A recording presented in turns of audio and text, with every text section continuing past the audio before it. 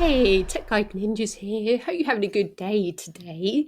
So today we're going to look at how to turn off Pinterest Gen AI. So whether you know it or not, Pinterest is using your data to train its Pinterest canvas. So if you want to stop this from happening, I'll show you how. So from your home feed, click in the top right hand corner, click the down arrow, and then click on settings.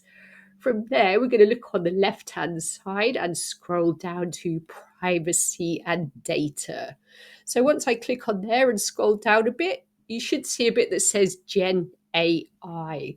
So this is usually ticked without your consent. So this is your chance to turn it off if you don't want this to happen. So it says use your data to train Pinterest canvas.